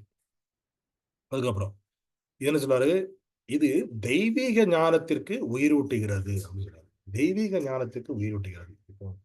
இப்போ வந்து ஹரே கிருஷ்ணா மகாமந்திரம் அப்படிங்கிற சங்கீர்த்தனம், அந்த நாம சங்கீர்த்தனம் பண்ணும்போது என்ன ஆகுது, தெய்வீக ஞானத்தை நமக்கு வந்து உயிரூட்டுகிறது. நம்மகிட்ட அதாவது நம்முடைய ஆத்மா ஆனது 3 விதமான பொருளால் ஆனது. 3 விதமா என்ன சொல்லுவாங்க, 3 விதத்தின் சொரூபம் தான் நம்முடைய ஆத்மா. அப்போ நம்முடைய உடம்பு அப்படிங்கும்போது என்னன்னு சொல்லும்போது, உடம்பை பத்தி படிக்கும்போது சயின்ஸ் என்ன சொல்றாங்க, நம்முடைய பஞ்சபூதங்களில் ஆனது உடம்பு அப்படின்னு சொல்றாங்க. அதாவது நீர், நெருப்பு, ஆகாயம், இந்த மண் இதெல்லாம் சேர்ந்து, காற்று இதெல்லாம் சேர்ந்ததுதான் நம்முடைய ஆனதுதான் பஞ்சபூதங்களால் ஆனது நமது உடம்பு அப்படின்னு சொல்றாங்க. அதே மாதிரி இந்த ஆத்மா எதனால் ஆனது அப்படின்னு படிச்சா என்ன ஆகுது, அது 3 விதமான வஸ்துக்களால் ஆனது. என்னது, சத், சித், ஆனந்தா அப்படின்னு சொல்றாங்க. சத் சித் ஆனந்தா, சச்சிதானந்த விக்கிரகம். பகவானை சொல்லும்போது சச்சிதானந்த விக்கிரகமா இருக்கிறாரு அப்படின்னு சொல்லுவாங்க. நம்முடைய ஆத்மாவும் சச்சிதானந்த விக்கிரகம். ஏன்னா நம்மளும் பகவானுடைய ஒரு அங்கம் தான். அதனால நம்முடைய ஆத்மாவும் சச்சித் ஆனந்தம் அப்படின்னா, சத் அப்படின்னா என்ன ஆகும், என்ன அர்த்தம் அப்படின்னா நிலையானது அப்படின்னு அர்த்தம். சனாதனம், சனாதனம் அப்படிங்கிறது அழிவே இல்லாதது, அதுக்கு பேர் தான் சனாதனம். அதே மாதிரி சத் அப்படிங்கிறது என்னது, சத்துக்கும் அதான் அழிவே இல்லாதது, நிலையானதுக்கு பேர் தான் சத். அப்போ நம்முடைய ஆத்மா அழிவே இல்லாது, அது பிறப்பும் கிடையாது, இறப்பும் கிடையாது, அழிவும் இல்லாது, அது பேர் தான் சத். அப்போ சித், சித் அப்படிங்கிறது என்ன அர்த்தம், நம்முடைய ஞானம், நம்முடைய அறிவு. அந்த அறிவு எங்கிருந்து வருது, அதுவும் நம்மகிட்ட இருக்குது, பகவான்கிட்டயும் அந்த இருக்குது, நம்மகிட்டயும் அந்த இருக்குது. ஆனா இப்போ என்னாச்சு, நமக்கு இந்த கட்டுண்ட வாழ்க்கையில இருக்கிறதுனால அந்த அறிவு என்ன ஆகுது, மேல இந்த தூசி படிஞ்சு கவர் ஆகி போய் இருக்கு. அந்த ஞானம் வெளி தெரியாம கவர் ஆகி போயிருக்கு. அப்போ இந்த சங்கீர்த்தனம், நாம சங்கீர்த்தனம் பண்ணும்போது என்ன ஆகும், அந்த தெய்வீக ஞானத்துக்கு உயிரூட்டம் கிடைக்குது. அப்போ இந்த இதயத்தினோட அந்த அழுக்க கிளியர் பண்ணும்போது என்ன ஆகுது, அந்த ஞானம் வந்து நம்மகிட்ட இருக்கக்கூடிய ஞானம் அது வெளிப்படும் அப்படின்னு சொல்றாங்க. அதுக்கப்புறம் என்ன சொல்றாரு, பேரானந்த கடலை பெருக வைக்கிறது அப்படின்னு சொல்றாரு. அப்ப நமக்கு நமக்கு நமக்கு நம்முடைய இயற்கையான நம்முடைய சுபாவம் என்ன அப்படின்னா சச்சித் ஆனந்தம். ஆனந்தம் அப்படிங்கிறது என்னது, ஹாப்பினஸ் அப்படின்னு சொல்லுவாங்க இங்கிலீஷ்ல. ஆனந்தமா இருக்கிறாங்க அப்படின்னு சொல்றாரு. அதாவது ஆனந்தம் அப்படிங்கிறது நம்மளுடைய ஆனந்தம்ங்கிறது வேற, சந்தோஷம் அப்படிங்கிறது வேற. சந்தோஷமா இருக்கிறான், ரொம்ப திருப்தி, அதாவது ரொம்ப சாப்பிட்டதுல திருப்தி ஆயிடும். அது என்ன ஆகுது, நம்முடைய வயிறு நினைக்கிறது, வயிறு சாப்பிடும்போது என்ன ஆகுது, வயிறு நிறைஞ்சு போயிருது. நம்ம அறுசுவை உணவு சாப்பிடும்போது என்ன ஆகுது, அது ஒரு சந்தோஷமா சாப்பிடுறோம். அது என்ன ஆகுது, அது ஒரு வந்து நமக்கு கிடைக்கக்கூடிய ஒரு சந்தோஷம். ஆனா அந்த சந்தோஷம் என்ன ஆகுது, கொஞ்ச நேரம் தான் இருக்கும். ஒரு 4-5 மணி நேரம் தான். அதுக்கப்புறம் நமக்கு திரும்ப பசிக்க ஆரம்பிச்சிடும். அந்த சாப்பிட்டது உடனே திருப்தி, அந்த திருப்தி என்ன ஆகும், கொஞ்ச நேரத்துக்கு தான் இருக்கும். அது வந்து சந்தோஷம். அது அந்த சாப்பிட்டனால நமக்கு கிடைக்கும். அது வந்து ஒரு ஒரு கிராஸ், ஒரு மெட்டீரியல் வேலை, ஒரு பௌதீக ஒரு வேலை. அது கொஞ்சம் ஏதாவது சாப்பிடுறோம், அதனால நமக்கு ஒரு திருப்தி கிடைக்குது. அந்த திருப்தி பேர் என்னது, சந்தோஷம் அப்படின்னு சொல்றோம். ஆனா ஆனந்தம் அப்படிங்கிறது, ஆனந்தம் அப்படிங்கிறது நமக்குடைய ஆத்மாவால அனுபவிக்கக்கூடியது தான் ஆனந்தம் அப்படிங்கிறது. அதனால சந்தோஷத்துக்கும் ஆனந்தத்துக்கும் வித்தியாசம், நிறைய வித்தியாசம் இருக்கு. சந்தோஷம்ங்கிறது நம்முடைய உடலாலையும் நம்முடைய மனதாலையும் நம்மளுக்கு கிடைக்கக்கூடிய கொஞ்சம் சாப்பிட்டதால கிடைக்குது, கொஞ்சம் பணம் சம்பாதிச்சனால கிடைக்கக்கூடிய சந்தோஷம், இந்த கார் வாங்கினாலும் சந்தோஷம், வீடு கட்டுறதுனால சந்தோஷம், ஒரு இடத்துக்கு போறதுனால சந்தோஷம், ஒருத்தரை பார்க்கறதுனால சந்தோஷம். இதெல்லாம் வந்து டெம்பரவரியானது, கொஞ்ச நேரத்துக்கு கிடைக்கக்கூடியது. அதுக்கு பேரு சந்தோஷம். ஆனா எது ஒண்ணு நம்முடைய நிரந்தரமான இருக்குதோ, நிரந்தரமானது நமக்கு எது இருக்குதோ அதுக்கு பேரு என்னன்னா ஆனந்தம். அப்போ அந்த ஆனந்தம் நம்முடைய அதான் சச்சிதானந்த விக்கிரகா. நம்முடைய ஆனந்தம் என்னது? இந்த சத் நிலையானது, சித் ஞானமான ஞானமுடையது, ஆனந்தமுடையது. இது 3ம் தான் நம்முடைய ஆத்மாவோட அந்த 3ஆல உருவானது தான் இந்த ஆத்மா. 3ஆல ஆனது தான் இந்த ஆத்மா. அப்போ ஆனந்தம் அப்படிங்கிறது என்னது? நம்முடைய அடிப்படையான நம்முடைய உணர்வு, நம்முடைய குணம் என்னது? ஆனந்தம். ஆனந்தம் அப்படின்றது எப்போதுமே அந்த ஒரு பரவச நிலையா ஒரு ஒரு சந்தோஷம் சொல்லக்கூடாது. சந்தோஷம் அப்படிங்கிறது நம்ம உடம்புக்கு உள்ளது. இந்த ஆனந்தம்னு சொல்லும்போது என்னது? நம்முடைய ஆத்மா சம்பந்தமா ஆத்மார்த்தமா இருக்கும். அப்போ ஒரு ஒரு கோயிலுக்கு போனோம். கோயிலுக்கு போய் நம்முடைய தரிசனம் நமக்கு கிடைச்சுச்சுன்னா என்ன ஆகும்? ரொம்ப சந்தோஷமா இருக்கும். ரொம்ப திருப்பதி கோயிலுக்கு போறோம். திருப்பதி கோயில்ல 10 மணி நேரம், 12 மணி நேரம் அப்படி கியூல நின்னு போய் அங்க அடிபிடி பிடிச்சு போய் ஒரு 2 செகண்ட் தான் நமக்கு பகவான பார்க்க முடியுது. பகவான பார்த்த உடனே வெளிய வந்த உடனே என்ன ஆகுது? இந்த 2 செகண்ட் பார்த்ததுல நமக்கு கிடைக்கக்கூடிய ஒரு ஒரு ஆனந்தம் அதுதான் ஆனந்தம். அப்ப கிடைக்கக்கூடிய பார்த்தீங்களா, அது அப்படி பகவான தரிசனம் பண்ணும்போது கிடைக்கக்கூடியதுல, அந்த இதுதான் நம்ம என்ன பண்ணுது? அதுதான் அந்த ஆனந்தம். அது நமக்கு எப்போதுமே இயற்கையா இருக்குது. ஆனா என்ன ஆகும்? நம்ம அப்பப்ப இந்த கோயில்கள் இங்கெல்லாம் போய் என்ன பண்ணுவோம்? அந்த 2 செகண்ட், 3 செகண்ட் அப்படி மட்டும் அந்த ஆனந்தத்த அனுபவிச்சுட்டு இருக்கோம் இந்த மனித உலகத்துல. இதே பகவான நம்ம எப்போதுமே பார்க்கலாம். ஆன்மீக உலகத்துல 24 மணி நேரம் பார்க்கலாம். அப்படின்னு இருந்தா என்ன எப்படி இருக்கும் நமக்கு? 24 மணி நேரம் நம்ம அந்த ஆனந்தத்துல இருக்கிறோம் அப்படின்னா என்ன அர்த்தம்? ஆனந்தத்துல அங்க போய் அந்த அந்த ஆனந்தத்த நம்ம அங்க தான் போய் அனுபவிக்க முடியும். இந்த மனு உலகத்துல இந்த மாதிரி 2 செகண்ட், 3 செகண்ட் அப்படிதான் நம்ம அனுபவிக்க முடியும். அதனால அதுக்கு பேர் என்ன பேரு? ஆனந்தம் அப்படின்னு பேரு. நம்மளுடைய உண்மையான உணர்வு என்னது? ஆனந்தமயமானது. அந்த ஆனந்தமயத்த நம்ம என்ன எப்ப அனுபவிக்கலாம்? எப்போ அந்த நம்ம ஞாபகம் பண்ணி அந்த கிளீன் பண்ணும்போது என்ன ஆகுது? அந்த பேரானந்தம் அப்படிங்கிற கடல் நம்ம உடம்புல அப்படியே நம்முடைய மனதுல அப்படியே நம்முடைய நம்முடைய உணர்வுல அப்படியே பெருகிருதாம். ஏன்? அதான் நம்ம உண்மையான உணர்வு அதுதான். அந்த உண்மையான உணர்வு எப்ப வெளிப்படும்? நாமஜபம் பண்ண அந்த உண்மையான உணர்வு அப்படியே வெளிப்படுகிறது. அதுக்கப்புறம் என்ன சொன்னாரு? எப்பொழுதும் நாம் விரும்பும் அமுதத்தை முழுமையாக சுவைக்க செய்கிறது. எப்பொழுதும் நாம் விரும்பும் அமுதத்தை முழுமையாக சுவைக்க செய்கிறது. எப்பொழுதும் நான் விரும்பும் அமுதம் அப்படின்னா, சில பேர் சொல்லுவாங்க, எனக்கு வந்து குலோப் ஜாமுன்னா ரொம்ப பிடிக்கும். எனக்கு வந்து அல்வானா ரொம்ப பிடிக்கும். எனக்கு லட்டுனா ரொம்ப பிடிக்கும். எனக்கு மிக்சர்னா ரொம்ப பிடிக்கும். அப்படின்னு ஒவ்வொருத்தருக்கும் ஒரு சாப்பிடுறது முறுக்குனா ரொம்ப பிடிக்கும். அப்படின்னு சொல்லி நெறைய ஒவ்வொருத்தருக்கு எனக்கு பாயாசம்னா ரொம்ப பிடிக்கும். அப்படின்னு ஒவ்வொருத்தருக்கும் ஒரு இது உண்டு. அத வந்து எவ்வளவு தான் சாப்பிட முடியும்? ஒருத்தர் குலோப் ஜாமுன் பிடிக்கும் அப்படின்னா, ஒரு ஒரு ஒரு 2 குலோப் ஜாமுன் சாப்பிடுவாரு, 3 குலோப் ஜாமுன் சாப்பிடுவாரு. 4 குடுக்கலாம், 5 குடுக்கலாம். ஒரு நேரத்துக்கு சாப்பிடுறது. ஒரு பெரிய பாட்டில் நெறைய ஒரு 100 குலோப் ஜாமுன் எடுத்து சாப்பிடுங்க அப்படின்னு குடுத்தோம்னா என்ன ஆகும் அவரு? 4, 5 சாப்பிடுவாரு. அதுக்கப்புறம் திகட்டிரும் அவருக்கு. அவருக்கு வாந்தி வர மாரி ஆரம்பிச்சுரும் அவருக்கு. அப்போ இந்த பௌதீக உலகத்துல உள்ள அந்த சந்தோஷத்துக்கு என்ன ஆகுது அது? ஒரு லிமிட். இவ்வளவுதான். அவ்வளவுதான் நம்ம அனுபவிக்கணும்.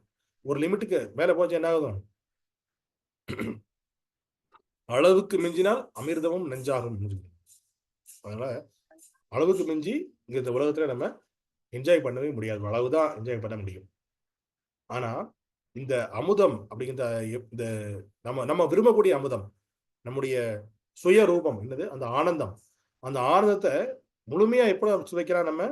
எப்போ இந்த நாம சங்கீர்த்தன நம்ம வந்து முழுமையா நம்ம வந்து அதுல மனமார்ந்து நம்ம அந்த சாம சங்கீர்த்தனம் பண்ணும்போது, நம்முடைய அந்த ஆனந்தம் நம்ம நம்ம சொன்ன எக்ஸாம்பிள்ல திருப்பதியில போய் தரிசனம் எடுக்கும்போது அது 2 செகண்ட்ல கிடைக்கக்கூடிய ஆனந்தம் இருக்குது. அந்த மாரி ஆனந்தத்த நம்ம மனதில நம்முடைய உணர்வுல எப்போ நம்ம அனுபவிக்கலாம்? இந்த நாம சங்கீர்த்தனம் பண்ணும்போது அத அனுபவிக்கலாம். இப்ப நெறைய பேர் கேட்கறாங்க, இப்ப நானும் நாம சங்கீர்த்தனம் தான் பண்ணிட்டு இருக்கிறேன். எனக்கு அந்த மாரி அனுபவம் கிடைக்கலையே, வரலையே அப்படின்னு சொல்றாங்க. அப்ப வரணும். ஏன்னா அதுக்கு வந்து டைம் ஆகும். இப்போ ஒருத்தருக்கு வந்து உடம்பு சரியில்ல அப்படின்னா என்ன ஆகும் நமக்கு? அவருக்கு வந்து மருந்து குடுக்குறோம். இப்போ ஒருத்தருக்கு வந்து மஞ்ச காமாலை அப்படின்னா என்ன பண்ணுவாங்க? அவருக்கு வந்து அவருக்கு கொண்டு போய் நம்ம ஒரு ஒரு சாக்லேட் குடுத்தோம்னா, ஸ்வீட் குடுத்தோம்னா என்ன ஆகும் அவருக்கு? அவரு சாப்பிட்டு பார்த்தாருன்னா, அவருக்கு அது கசக்கும். நமக்கு சாப்பிடும்போது அது இனிப்பா இருக்குது. அவரு சாப்பிடும்போது ஏன் கசப்பா இருக்குது அவருக்கு? அவருக்கு நோய் வாய்ந்திருக்குது. அதனால அத வாயில போடும்போது அவருக்கு அது கசக்குது. ஆனா, அவருக்கு அந்த இந்த இனிப்பு உள்ள ஒரு உருண்டையான ஒரு இனிப்பு இருக்குல்ல, அது பேர் என்ன சொல்லுவாங்க? நமக்கு மிஸ்ரின்னு சொல்லுவாங்க இங்க. மிஸ்ரி அதாவது சர்க்கரை இருக்குல்ல, சர்க்கரை வந்து பொடி இல்லாம ஒரு அதுக்கு இந்த சர்க்கரைன்னு சொல்லுவாங்கல்ல, அது அந்த கல்லு மாரி இருக்கும் பார்த்தீங்களா? கல்கண்டு. அந்த கல்கண்ட குடுத்தா தான் அந்த மஞ்ச காமாலைக்கு என்ன சொல்லுவாங்க? அந்த கல்கண்ட கூட சாப்பிட சொல்லுவாங்க. அவரு முதல் நாள் சாப்பிடும்போது என்ன ஆகும்? அந்த கல்கண்டு வந்து அவருக்கு கசப்பா தான் இருக்கும்.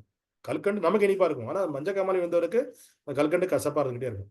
ஆனா என்ன, அந்த கல்கண்டு சாப்பிடும்போது அவருக்கு வந்து அந்த உடம்புடைய அந்த கூல்னஸ் ஆகி என்ன ஆகும், அந்த மஞ்சக்காமாலை வந்து கொஞ்சம் கொஞ்சமா குறையும். அந்த கல்கண்டு தான் மருந்தா குடுப்பாங்க அது அவருக்கு. நம்ம அந்த மஞ்சக்காமாலை வந்தவருக்கு. அதுக்கப்புறம் என்ன பண்ணுவாங்க, நாள் ஆக ஆக என்ன ஆகும் அந்த கசப்பு கொஞ்சம் கொஞ்சமா குறைய ஆரம்பிச்சு என்ன ஆகும், அவருக்கு அந்த கல்கண்டோட உண்மையான அந்த டேஸ்ட் என்ன, இனிப்பு தெரிய ஆரம்பிக்கும். எப்ப தெரிய ஆரம்பிக்கும், எப்போ அந்த நோய் பூரா குறையுதோ, கிளப்புதோ, அப்போ அந்த அதோட கற்கத்தோட உண்மையான அந்த டேஸ்ட் அவருக்கு கிடைக்கும். அதே மாதிரி இது இப்ப நம்ம எல்லாருமே என்ன நெனச்சிருக்கோம், அந்த நம்மளால ஒரு நோயால பாதிக்கப்பட்டிருக்கோம். என்ன மனநோயால பாதிக்கப்பட்டிருக்கோம். என்ன மனநோய்? இந்த இதனுடைய இந்த புலன் இன்பம் அப்படிங்கிற மனநோயால நான் பாதிக்கப்பட்டிருக்கோம். எல்லாமே எனக்கு சந்தோஷம் தரணும் அப்படிங்கிற, எனக்கு கண்ணுக்கு சந்தோஷம் கொடுக்கணும், எனக்கு மூக்குக்கு சந்தோஷம் கொடுக்கணும், காதுக்கு சந்தோஷம் கொடுக்கணும், வாய்க்கு சந்தோஷம் கொடுக்கணும், வயிற்றுக்கு சந்தோஷம் கொடுக்கணும், என்னுடைய உடம்புக்கு சந்தோஷம் கொடுக்கணும். அப்படிங்கிறது எப்போதுமே 24 மணி நேரம் நம்ம இத பத்தியே சிந்திச்சுட்டு இருக்கிறதுனால என்ன ஆகும்? நம்ம அந்த அந்த அந்த அது அந்த ஒரு நோயால நம்ம வந்து பாதிக்கப்பட்டிருக்கிறோம். அதனால என்ன பண்ண முடியுது?